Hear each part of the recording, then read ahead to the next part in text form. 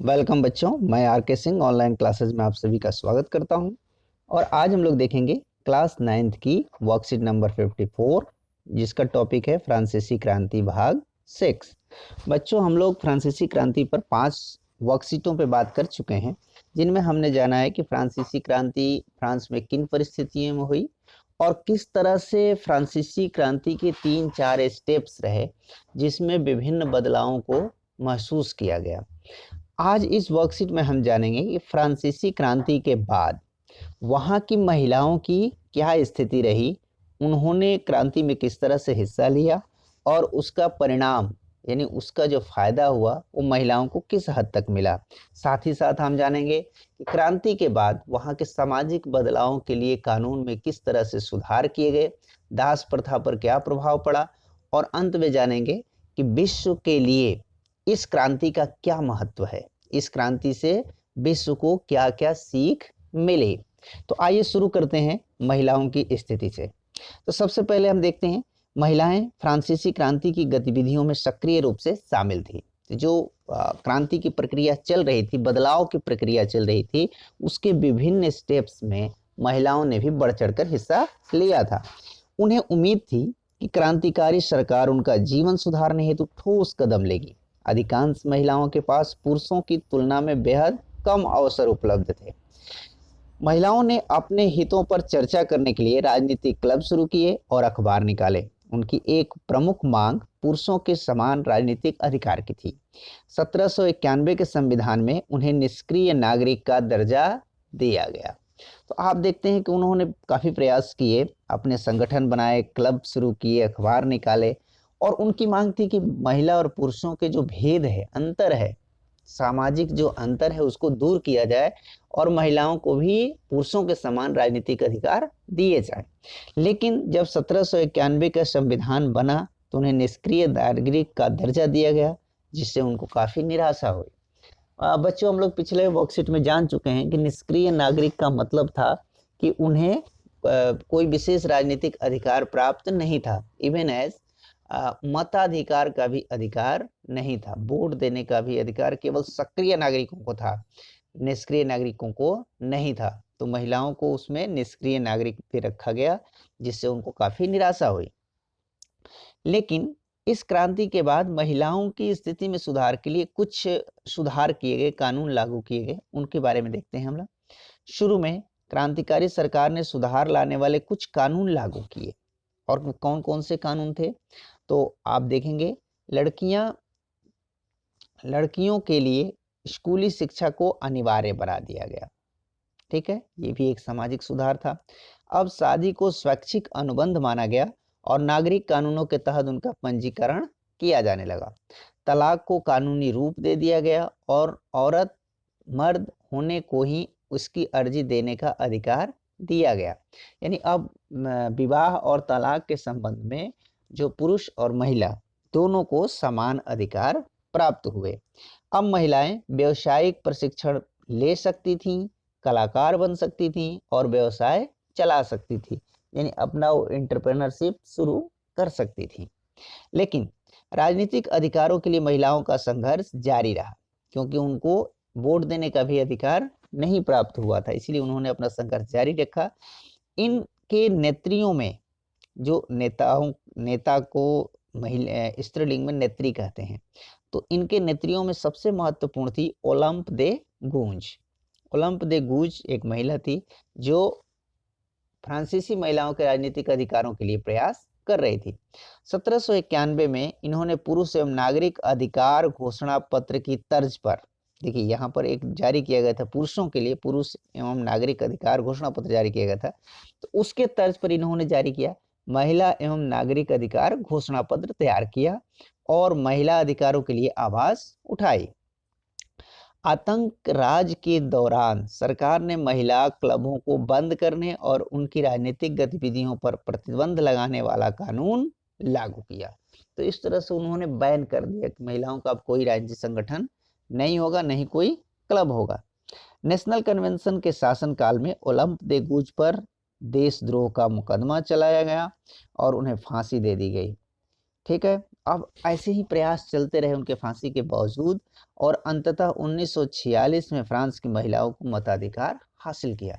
तो बच्चों आप देखते होंगे इसमें कि फ्रांस की महिलाओं ने वोट अपने राजनीतिक अधिकार के लिए यानी वोट देने के अधिकार के लिए काफी लंबे समय तक संघर्ष किया। आप जरा सोचिए 1791 से लेकर के 1946 तक। देखिए हमारा देश 1947 में आज़ाद हुआ था, और हम भारत में आज़ादी के साथ ही महिलाओं पुरुषों को बिना किसी भेदभाव के एक निश्चित आयु प्राप्त करने पर वोट देने का अधिकार मिल गया था सभी को। लेकिन वहां पर सार्वभौमिक वयस्क मताधिकार नहीं था, इसीलिए उनको महिलाओं को अंततः 1946 तक इंतजार करना पड़ा, और 1946 में उन्हें वोट देने का अधिकार मिला।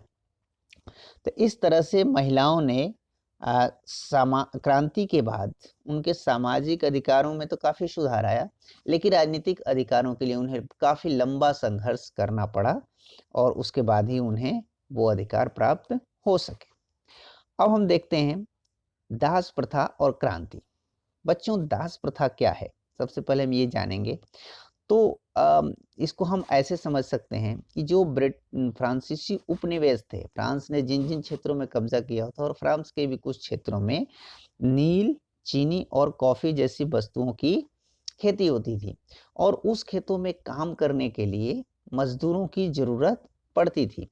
लेकिन वहाँ के जो यूरोपीय देश के जो लोग थे वो उसमें काम करना नहीं चाहते थे, क्योंकि वो काफ़ी कठिन काम होता था, काफ़ी मेहनत लगता था और पैसे कम मिलते थे। इसीलिए कैरिबियाई जो देश थे, उन्होंने अपरिचित दूर देश से लोगों को बुलाने की कोशिश की। अफ्रीका और अमेरिका के बीच त्रिकोणीय व्यापार संबंधों द्वारा पूरा किया गया। यानी आप देखेंगे कि अफ्रीका से दास लिए जाते थे और यूरोप में भेजे जाते थे, एवं अमेरिका में भी भेजे जाते थे। अमेरिका से भी कुछ दास लेकर के यूरोप में भेजे जाते थे।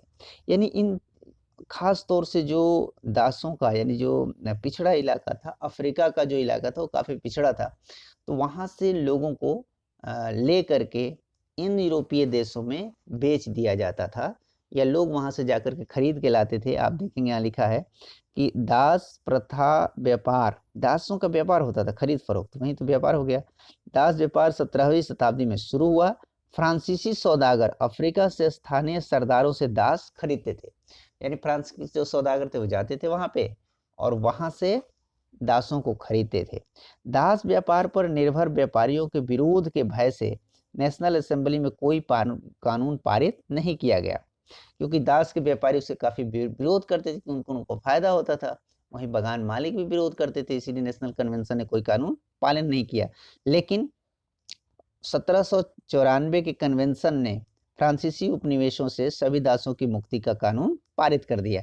यानी वहीं जैकोबियों के शासन काल में जो दास प्रथा है उसका समाप्ति कर दी गई। लेकिन 10 वर्ष बाद नेपोलियन ने दास प्रथा पुनः शुरू कर दी। नेपोलियन जब शासन सत्ता में आया तो 1804 में उसने फिर से दास प्रथा को शुरू कर दिया, क्योंकि उसका मानना था कि जो बगानों में काम करने के लिए मजदूरों की कमी हो जाएगी, इसलिए उत्पादन कम हो जाएगा, इसलिए उसने शुरू कर दिया। बगान मालिकों को गुलाम बनाने की स्वतंत्रता मिल गई। तो एक तरह से ये जो विभत्स व्यापार चल रहा था, मानव व्यापार चल रहा था, जो किसी भी तरह से सही नहीं कहा जा सकता, उसको शुरू कर दिया। लेकिन अंततः जाकर के फ्रांसीसी उपनिवेशों में अंतिम रूप से दास प्रथा का उन्मूलन 1848 ईस्वी में किया गया। अंततः 1848 ईस्वी में दास प्रथा को अंतिम रूप से समाप्त कर दिया गया और मानव व्यापार के खरीद फरोख्त पर रोक लगा दी गई। तो इस तरह से आपने देखा कि दोनों लगभग एक ही साथ हुआ। मताधिकार 1948 में, वो तो 100 साल बाद, काफ़ी लंबे बाद, लेकिन 1848 में दास प्रथा के अंत में करने में मदद मिली थी और सफलता मिली थी। अब आइए देखते हैं फ्रांसीसी क्रांति की विरासत। बच्चों इसमें हम जानेंगे कि फ्रांस में की क्रांति के बाद विश्व को उससे क्या सीख मिली, उससे क्या चीजें ऐसी मिली जो विश्व ने उसका अनुपालन किया और मानवता के हित में रहा। तो स्वतंत्रता और जनवादी अधिकारों के विचार फ्रांसीसी क्रांति की सबसे महत्वपूर्ण विरासत थे। सन 1789 में सेंसरशिप की समाप्ति हुई। अधिकारों के घोषणा पत्र ने भाषण और अभिव्यक्ति की स्वतंत्रता को नैसर्गिक अधिकार घोषित किया गया। ये विचार फ्रांस से निकलकर बाकी दुनिया में फैले। इस कारण सामंती व्यवस्था का नाश हुआ। औपनिवेशिक समाजों ने स्वतंत्रता के अपने आंदोलनों से दासता के मुक्ति के विचार को नई परिभाषा दी। यानी इस तरह से जो फ्रांस में स्वतंत्रता, समानता और बंधुता की जो अवधारणा थी, उसका फैलाव पूरे विश्व में हुआ और लोगों ने उसे अपनाया। साथ ही साथ वहां पर जन क्रांति द्वारा एक तरह से राज सत्ता का समाप्ति की गई थी, तो उसका भी प्रभाव लोगों पर पड़ा और अन्य देशों में भी लोगों को संगठित होकर आवाज उठाने की प्रेरणा मिली, ताकि वे अपनी तरह से यानी लोक हित में, जनता के हित में शासन सत्ता का संचालन हो सके। तो बच्चों, उम्मीद है आपको ये वर्कशीट समझ में आ रही होगी। तो आइए हम देखते हैं इस प्रश्नों के उत्तर। पहला प्रश्न है, फ्रांसीसी महिलाओं के लिए क्रांति का क्या महत्व था? इसका उत्तर आप यूं लिख सकते हैं, फ्रांसीसी क्रांति की गतिविधियों में महिलाओं ने बढ़ चढ़कर हिस्सा लिया, परंतु क्रांति के उपरांत उन्हें बेहद कम अधिकार प्राप्त हुए, क्योंकि उन्हें काफी निराशा हुई। 1791 के संविधान में उन्हें निष्क्रिय नागरिक का दर्जा दिया गया। इससे उन्हें वोट देने या राजनीतिक गतिविधियों में भाग लेने का अधिकार नहीं मिल पाया। हालांकि कुछ क्रांतिकारी सुधारों के तहत लड़कियों के शिक्षा, विवाह, पंजीकरण, तलाक और व्यावसायिक गतिविधियों में काफी हद तक पुरुषों के समान अधिकार प्राप्त हुए। ओलंप द गूंज द्वारा महिला एवं नागरिक अधिकार घोषणा पत्र के द्वारा महिलाओं में राजनीतिक अधिकारों के लिए आवाज बुलंद किया गया, परंतु मताधिकार हासिल करने के लिए फ्रांसीसी महिलाओं को 1946 ईस्वी तक इंतजार करना पड़ा। ठीक है, आइए दूसरा प्रश्न देखते हैं। फ्रांस की राजनीति और व्यापार में दासों का क्या महत्व रहा? उसका उत्तर है, फ्रांसीसी उपनिवेशों में कैरिबियाई क्षेत्रों में नील, चीनी और कॉफी जैसी वस्तुओं के बागानों में खेती के लिए बड़ी मात्रा में दासों की आवश्यकता थी, जिसकी पूर्ति अफ्रीका एवं अमेरिका के पिछड़े इलाकों से किया जाता था। फ्रांसीसी सौदागर अफ्रीका के स्थानीय सरदारों से दास खरीदते थे और फ्रांस में बेच देते थे। 1794 के कन्वेंशन में पारित कानून के अनुसार फ्रांसीसी उपनिवेशों से दासों को मुक्त कर दिया गया था, परंतु 10 वर्ष बाद नेपोलियन ने दास प्रथा पुनः शुरू कर दी तथा बागान मालिकों को गुलाम बनाने की स्वतंत्रता मिल गई। इस तरह से फ्रांसीसी उपनिवेशों में अंतिम रूप से दास प्रथा का उन्मूलन 1848 ईस्वी में किया गया। तीसरा प्रश्न देखते हैं, फ्रांसीसी क्रांति के बाद कौन कौन से कानून बने जिनसे आम लोगों का जीवन प्रभावित हुआ? तो इसे हम ऐसे उत्तर लिख सकते हैं, फ्रांसीसी क्रांति के बाद महिला अधिकार एवं दास प्रथा संबंधी कई कानून बने जिनसे आम लोगों का जीवन प्रभावित हुआ। पहला, लड़कियों के लिए स्कूली शिक्षा को अनिवार्य बनाने का कानून बना। विवाह को स्वैच्छिक अनुबंध माना गया, उनका पंजीकरण अनिवार्य कर दिया गया। तलाक को कानूनी रूप प्रदान किया गया। महिलाओं के लिए व्यावसायिक प्रशिक्षण एवं रोजगार की आज़ादी प्रदान की गई। 1794 के कानून के तहत सभी फ्रांसीसी उपनिवेशों में दास प्रथा को समाप्त कर दिया गया और फिर 1804 में दास प्रथा की पुनः मान्यता प्रदान की गई और 1848 के कानून के तहत दास प्रथा का उन्मूलन कर दिया गया। तो इन कानूनों का फ्रांस की जनता के जनजीवन पर काफी असर हुआ। चौथा प्रश्न है, फ्रांसीसी क्रांति के उन विचारों की सूची बनाइए जिनका प्रभाव हम अपने जीवन में स्पष्ट रूप से देख पाते हैं। तो इसको आप ऐसे भी लिख सकते हैं, फ्रांसीसी क्रांति जनवादी अधिकारों के विचारों पर आधारित थी। ठीक है, जिसका प्रभाव आने वाले विश्व पर व्यापक रूप से पड़ा।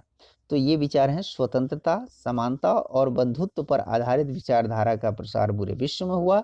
भाषण एवं अभिव्यक्ति की स्वतंत्रता के विचार, समानता के विचार, दासता से मुक्ति के विचार, लोकतंत्र के विचार और नागरिक अधिकारों के विचार आदि अनेक विचारों से पूरा विश्व प्रभावित हुआ। इन विचारों का प्रभाव हम सब पर आज भी अपने जीवन में महसूस करते हैं। यानी इन विचारों को आज भी विश्व के अनेक देशों में इसे अपनाया गया है और लागू किया गया। तो बच्चों, आइए देखते हैं आज के कोविड के संदर्भ में उचित व्यवहार संबंधी संदेश। बच्चों, आज का संदेश है, नियमित रूप से अपने हाथों को साबुन और पानी से धोएं। बच्चों, हम सभी जानते हैं कि अभी भी कोविड-19 का जो संकट है वो टला नहीं है, इसीलिए अपने हाथों को हमें नियमित रूप से साबुन और पानी से धोते रहना है। साथ ही साथ सोशल डिस्टेंसिंग, का पालन करनी है और नियमित रूप से मास्क पहननी है। ऐसा करके ही हम स्वयं का बचाव कर सकते हैं। तो चलिए, उम्मीद है आपको ये वर्कशीट अच्छी तरह से समझ में आ गई होगी। चलिए कॉपी कलम निकालिए और इसे पूरा करके अपने सर जी को भेज दीजिए ताकि वो चेक कर सके कि आपने कितना कुछ सीखा है। मिलते हैं अगली वर्कशीट में, तब तक के लिए घर पे रहें, स्वस्थ रहें, खुश रहें। धन्यवाद।